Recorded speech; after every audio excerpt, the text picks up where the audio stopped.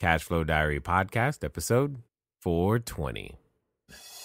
Welcome to yet another exciting episode of the Cash Flow Diary Podcast, the podcast that teaches you insider tips, tactics, and strategies for creating leverage streams of cash flow into your life. Learn from top-performing entrepreneurs, business owners, investors, and thought leaders from across the globe as they share their secrets to success.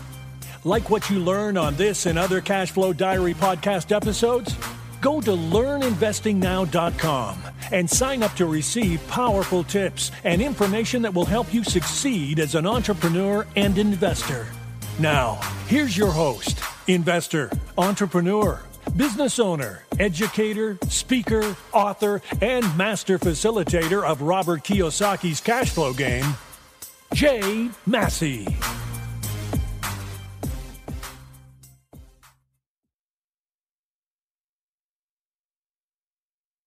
All right, ladies and gentlemen, welcome to another episode of the Cash Flow Diary Podcast. I'm your host, Jay Massey, and I'm glad that you're here today because you've heard me say before that one of the great things about real estate is that everybody, yes, that means you, everybody needs a place to live, work, play, or lay, because that's really how real estate works. Live, work, play, or lay. You're going to do one of those things today, live, work, play, or lay, and it's going to be on real estate. Real estate is involved nearly everywhere you go. Well, what's really cool about industries is that over time, industries change. How you use a piece of real estate absolutely changes as the workplace changes, as your family needs change, as you change the desire for what you call entertainment. And I have with me today some who might call the Godfather, if you will, of a particular industry, and we're talking about the service office industry. You're like, what is that? Well, here's the thing. You may have heard of things like co-working or being able to figure out other places to go to work, because as you are going out there to find a place to work and build your business, you're looking for some, because you no longer have an office, right? You're like, oh, I'm on my own now. Where do I go? What do I do? Well, I have with me today the guy who can help you not only know where to go, but what to do, but make sure that you're not doing it alone. I have with me none other than Frank Cottle. He's the CEO of Alliance Business Group, and here's the thing. They're in 52 countries, 700 locations, been doing this for 37 years. That's code for there's probably a location right down the street from you, and you didn't even know it, but you'll know it now. But more importantly than that, think about your business needs. Think about the fact that your business is changing and where we all work from is changing. And he's here to make sure not only is the company meeting the need, but he understands what you and I need. But most importantly, I think we're going to learn a lot about business from him. So help me welcome Frank Cottle. Frank, you there? I sure am, Jay. Thank you very much. I'm glad that you are here, sir. Thank you for doing what you have done for so long. Well, it's been a lot very challenging and a lot of exciting moments along the way. But when you deal with change, you know, that's always the way it should be. And no doubt. So this being the first time that you're here, I want to ask you the same question I tend to ask everybody the first time that they're here. You ready? Yep, I'm ready. All right. I tend to think of today's entrepreneurs a lot like yesterday's superheroes. You know, Batman, Robin, Wonder Woman, if you will. And I think entrepreneurs and superheroes have a ton of things in common. Chief among them, as an entrepreneur, I can occasionally envision myself maybe with capes and tights and whatnot, saving people using our products and services. But also, like a superhero, an entrepreneur has a beginning. For example, you think about Spider-Man. There was a time where he was just a kid going to school, taking some photos, trying to get some good grades, you know, doing his thing. Then one day something happens to him. He gets bit by a spider and suddenly realizes, I have something worthwhile sharing. Now, am I going to use it for good or evil? And in his case, obviously, he chooses good. So my question to you is as follows. Before, you know, the service office industry even existed, before Alliance was even around, before you and all of your real estate endeavors and the hundreds of units that you've owned in the past and all of these things, before all of that, what we want to know is, who is Frank Cottle? Oh, gosh, I'm from Newport Beach, California, so I'm just a local surfer made good. I think I was asked to leave my first college, or asked not to come back, I guess. So I fall into that dropout category, and started my life just before I got married as a commercial diver, doing some interesting work. And you never want to be a commercial diver doing what they call interesting work. And I did that for a couple of years, and then moved on to the yachting industry, raced large sailboats and built and brokered large yachts around the world for about a decade. And during that time, I met, I was very fortunate. I was a 20-something and able to live with my client base, which were very, very, very successful and wealthy. And understanding their lifestyle and what they kind of had done right and wrong, I woke up one day in the brokerage and I said, damn, I'll never be an owner as long as I'm a broker. And that epiphany caused me to sell out of that company, to move on from that company and start my own company, which we did in 1979. And that's what we decided we want to be in the commercial real estate business. And I liked land banking. So our first venture in this industry, really, we built our own buildings and then plugged business centers into those buildings. And we did that for about 10 years, between 80 and 90, and built a large number of projects across the southwestern United States. And that's where we learned how to run business centers, serviced offices, co-working centers, we call them today, all variety of different types of real estate. And I think the high-level issue is we wanted to change the way people worked. Yeah. We didn't think the old model made a lot of sense. Hold on. You said you didn't think the old model made a lot of sense, and when was this? Yeah. This was like 1979, 1980. Okay. I mean, I'm saying when you say old model, I know some people listening. They weren't born then. I know. Right. Yeah, exactly. But it's like, if you think about it, let's use a very common term. We've all heard the term landlord. How old is that? Landlord. Medieval times. Okay. Think of serfs and fiefdoms and things of that nature. And when you look at the real estate industry and the way people use real estate industry, have you ever walked into a large corporate office somewhere and you look around and you see big offices? They're very nice. How many of those offices are actually empty, where the person's not at their desk? If they're the sales office, I hope they are all empty. You hope they're all empty. So we came up with the concept, and this wasn't revolutionary at the time. It was maybe cutting edge, but you remember everybody used to talk about the big shift in manufacturing is going to be just-in-time inventory. And today, in just-in-time services, Amazon's a perfect expression of that concept. I needed dog food yesterday. I ordered it yesterday. It arrived today. Amazon was wonderful. Just in time. Well, we decided that real estate should be delivered just in time with that same level of flexibility as inventory in the manufacturing process was starting to be done in the 80s as well. So we came up with the process by which to do that. And today that's the serviced office industry, which includes classic business centers, co-working centers, incubators, accelerators, logistics centers, media centers, all variety of shared facilities that combine people, place, and technology into a single bundled service, people, place, and technology, that's delivered with a highly flexible service agreement. Throw that old lease out. Get rid of it. Do you know what you're going to be doing 5 years from now? 10 years from now? Let's go with tomorrow. Tomorrow? Okay. Then I don't think you want to sign a 10-year lease. Right. It doesn't make sense for businesses anymore. Do you know who you're going to employ tomorrow? No. Okay. Contracting, gig economy, all these things that are huge trending waves. that's the way we're going in the future. And we happen to be lucky enough to be part of the industry that created the just-in-time structure that really allows things like the gig economy to occur. Yeah, and you know what I mean, that without that, I don't know that companies like ourselves would even functionally be around, because there are some people that I have working for me that I've physically never met.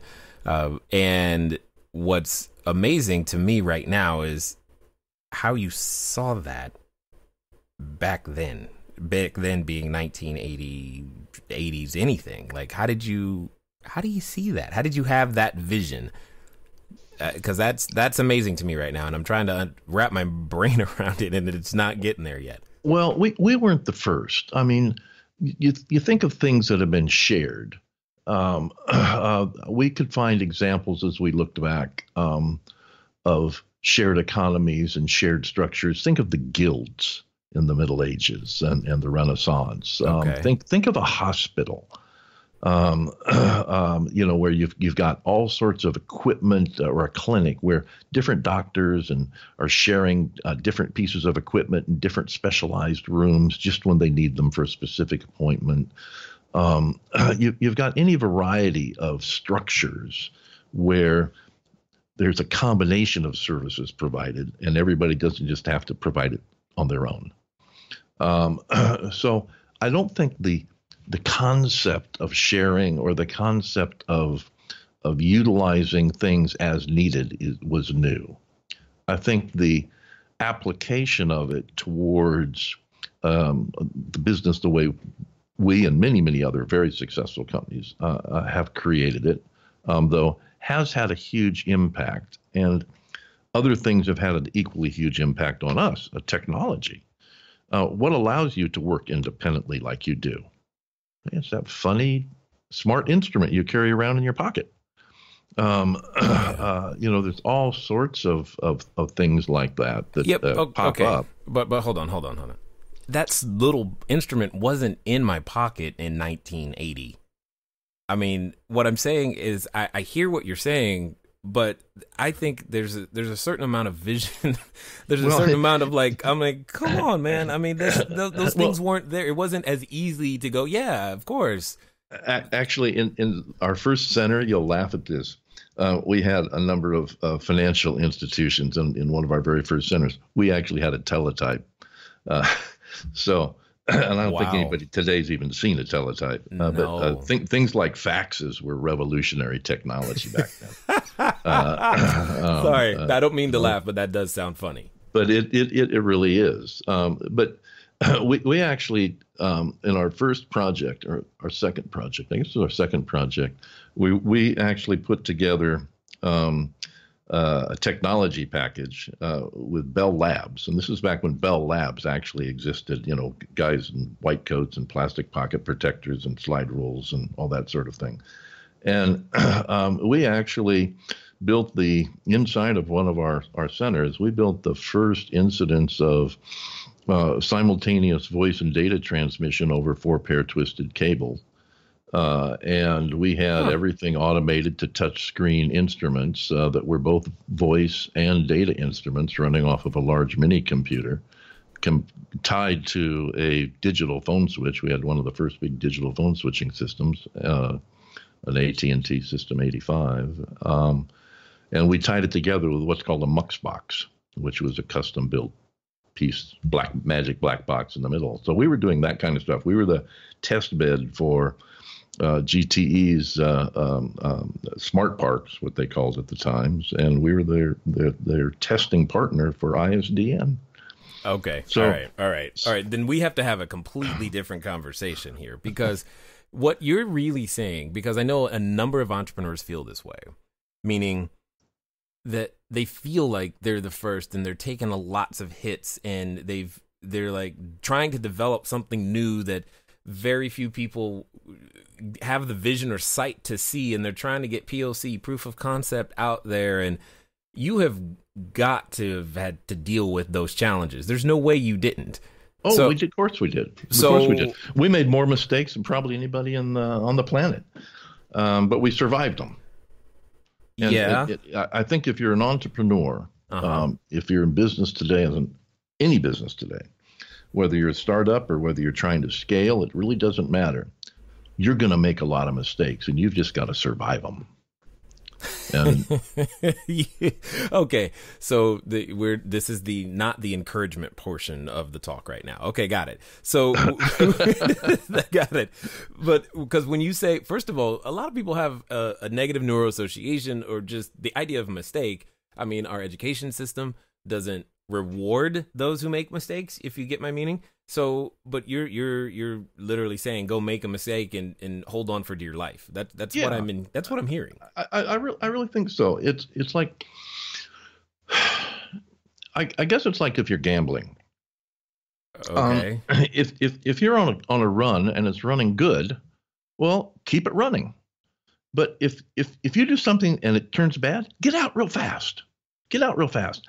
Most people know they're making a mistake, or they think they might be making a mistake, or they're afraid they've made a mistake, and they worry about it, and they ponder it, and they try and fix it in little incremental pieces. They should just get out. Well, but there's also the person who's worried about, they haven't even done anything, and they're so concerned about making a mistake that they don't start. Well, that's the person we're going to hire. Ah, got it. Okay. Okay. And I hate to be as direct as that, but the reality is some people are entrepreneurs and some people are not. There's always someone that blazes the trail. There's always someone that has not necessarily the intellect or the vision, but the will to do something. And oftentimes having the will to do it is as important, maybe more important, because you're going to run into problems, than having the idea. Interesting. So the idea then, it didn't bother you, quote unquote, that there wasn't this proven path already laid down? Because there's a number of people that I run into today who are wanting to break into entrepreneurship. And it's kind of, a lot of our training products are centered around helping them do that. But they're always looking for the smooth road to build their thing. And I don't, sometimes it feels like I'm like trying to tell them the road, that's kind of how it is. There isn't a smooth road ahead. And that's kind of what I hear you saying. Hey guys, thanks for listening as always, and I'm glad that you continue to support with each and every download and subscription and share. One of the things that I want to ask you though is, where are you listening to me from right now? I know some of you, maybe you're on a treadmill, maybe you're washing dishes, maybe you're walking that dog, and some of you are actually in a vehicle driving right now. One of the fun things that you can do, get some of your time back, is begin to living a car-free existence. But even then, it can be a little complicated. So one of the things that I want you to do is I want you to go over to Zipcar. Go to joinzipcar.com/cashflow diary. It's a way that I am able to still go get a car just for a few hours, very, very simply, so that if I have a lot of errands to run and sheets to drop off and running to the short-term rentals, or if I just want to go for a long trip up to LA and back, etc., I can rent a car for a very, very short period of time. And the cool part is I don't even have to pay for any gas. Again, go to joinzipcar.com/cashflow diary. Well, it's not always going to be smooth. Sometimes it's better to be lucky than smart. So sometimes you will find that the road is smooth, but don't expect it's always going to be smooth. I mean, just look at, since we've started this company in this industry, think of the number of political changes, recessions, geopolitical changes that have gone on. Right. Everything from gas crises to flip-flops in government structures to I don't know how many recession periods and inflationary periods.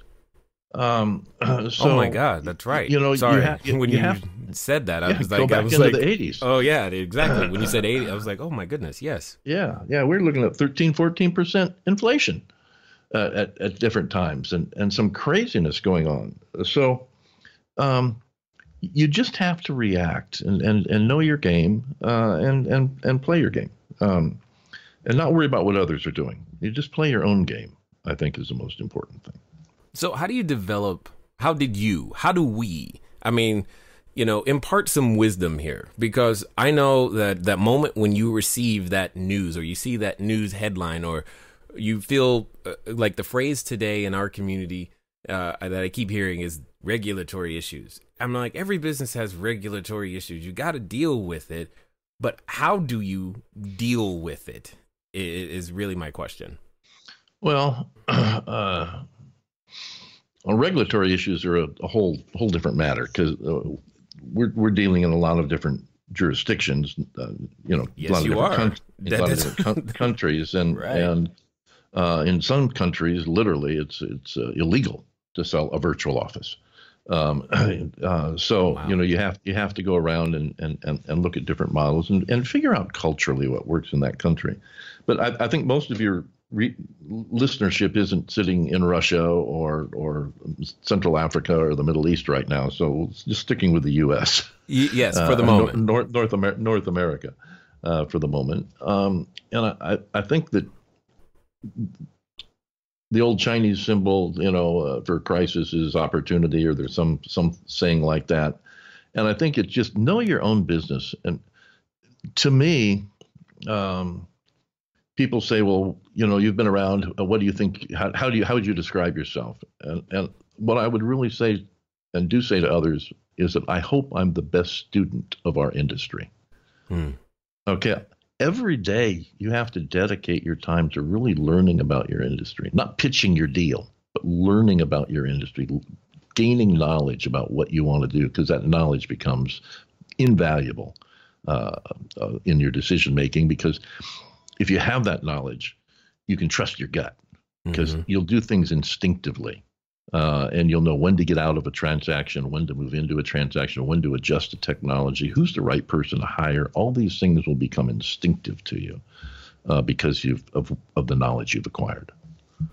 Yeah, I totally get that. So talk to us a little bit. How do you go from, what was it? I think the last thing we were talking about, you commercial diver, yachting, racing, then you started building. But how do you go from building and to alliances in the current business model? Like, are you guys still building, or are you doing something different? Well, yes, we are still building on a limited basis. We mostly shifted our business plan. We went from building buildings, and we sold that portfolio in 90, to developing conventional business centers between 90 and 2000. And we built quite a number of projects across North America. And we sold that portfolio in 2000, right at the height of the .com era. So it was good timing. Again, better lucky than smart sometimes. And the reason I wanted to sell our projects was that I didn't like the business model anymore. I wanted to get rid of the balance sheet issues of lease liabilities. And I wanted to change the model to a technology model. I felt that was I learned a lot during the .com era, and we got lucky with a couple companies we invested and acquired. And so basically, I wanted to change the business model, and so we sold the portfolio, and then we built a network of locations that runs very much like Best Western Hotels. We run the back end of everything, and they run the front end, the individual network operators. And that gave us inventory, because the model that I was going after was the beginnings of the models that I saw in the late 90s, early 2000 eras in the travel industry. And I started looking at things like Expedia, and I started looking at things like Travelocity, and some of the beginning companies in the travel industry, they were changing that model. And some friends of ours had a company called Pegasus, which is very involved in the hospitality industry as a technology company. And I wanted to do the same thing with offices. So we built a software as a service company, Alliance Virtual Offices, which is a .com. We built a software as a service company that basically wholesales office space, virtual office space, telephony, live reception services, meeting and reservations and booking services for meeting rooms and conference rooms and things. The same way travel is sold. So today you can log into one of our websites, of which we have a variety of different brands around the world. And you can log into one of our websites like Alliance Virtual Offices, and you can open 10 offices in 10 countries in 10 cities in 10 minutes. I just made that rule of 10 up. So there 10. You go. Sounds good. Sounds Global good. expansion at the speed of Global light. expansion. And, every company today, your company, you mentioned you many of your employees are virtual. Almost every company today is international. Right. Everybody has an offshore supplier of something and probably an offshore customer of something. Right. And so being able to operate globally, being able to hire people where you want, but make sure they're supported as needed, even if they're just contractors, especially if they're contractors, is a wonderful thing to be able to do. And so that we wanted to go into that model of business. And so we built a company that did. Yeah. So the original theory that caused me to get into the business, this just-in-time real estate, we took it through the iterations of the analog age into the digital age, and from the digital age into the internet. Yeah. It's the same concept. We just continued evolving because we were good students. Yeah, I see that. And because I've also seen where some industries, if they don't evolve, someone who has been evolving comes to, disrupt them. Sure. Is the word that we're familiar with using today. Sure. Did you ever have an Eagle computer? I'm sorry. I mean, come on. What? Yeah, exactly. You remember DEC? Yes, I do. Hey, do you remember IBM computers? Pretty big for a while, right? Yes, right. No, you don't innovate, you die.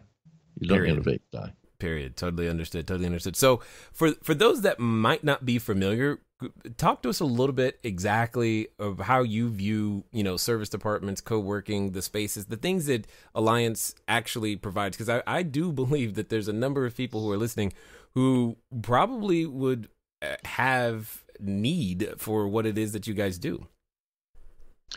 Well, all companies do. In fact, our industry, if we look at the customer base of our industry and think of it as a vertical column, and I'll break it up into 20% sections, government is actually a very large client to our industry.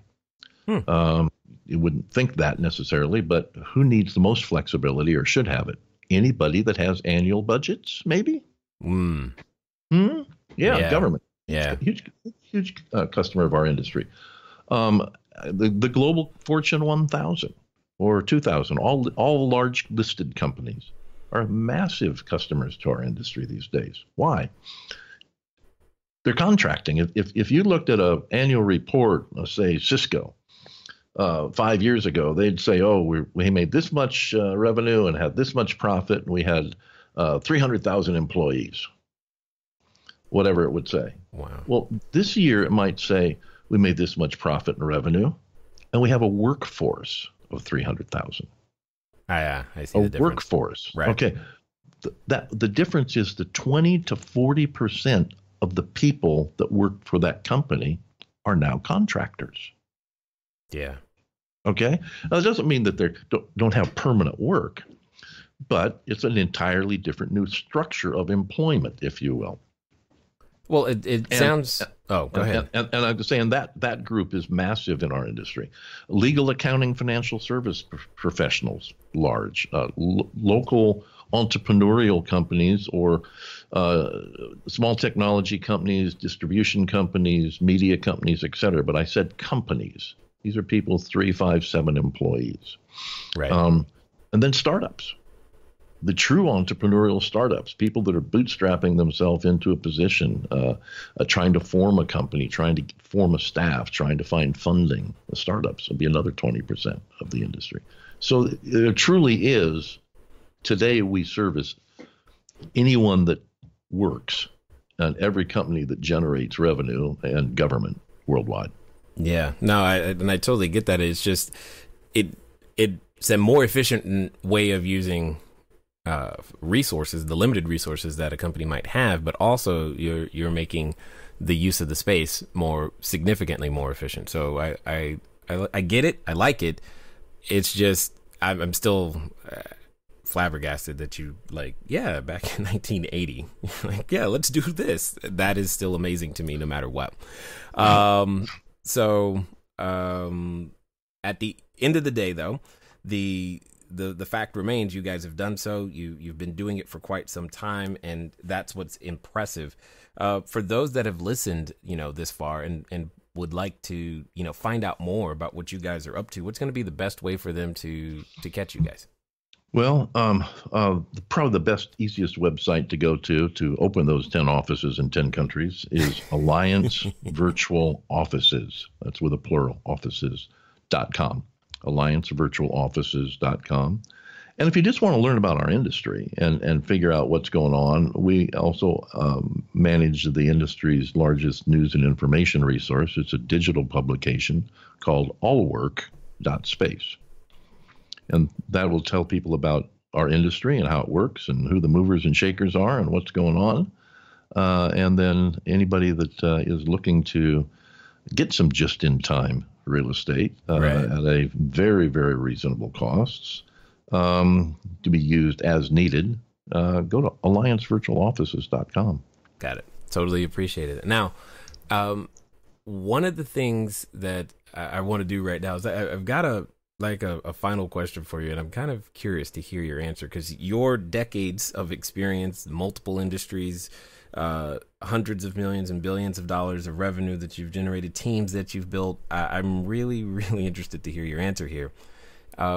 Let's pretend for a moment that someone listening is considering, they're going to put on their, superhero outfit for the first time. They're going to become that entrepreneur. They're standing in front of the superhero outfit store, ready to sign the check and make that happen for themselves.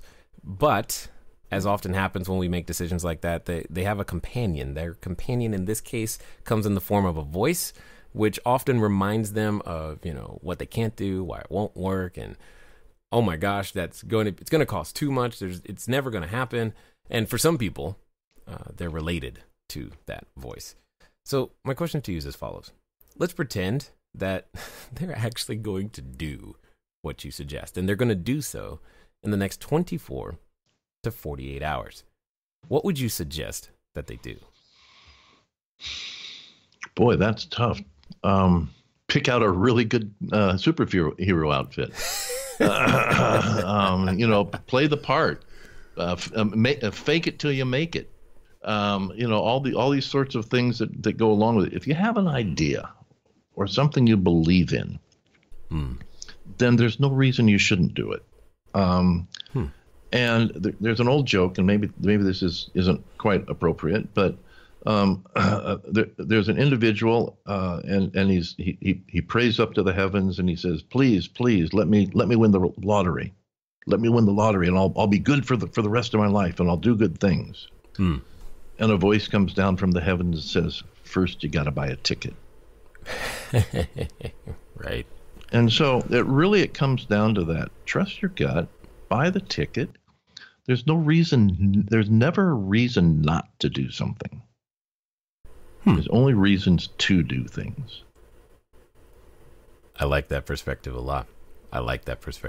So I definitely appreciate, again, the things that you and your company stand for, what you're producing, how you are making, for many of us, our businesses possible so that we can actually execute on our missions and visions. And I thank you for having that vision, being willing to back it with energy, blood, sweat, and tears, as they would say. And also for sharing your knowledge, your insight, and your wisdom here with us today at the Cashflow Diary. Well, my pleasure, and anything we can ever do to help anyone launch, we're happy to do so.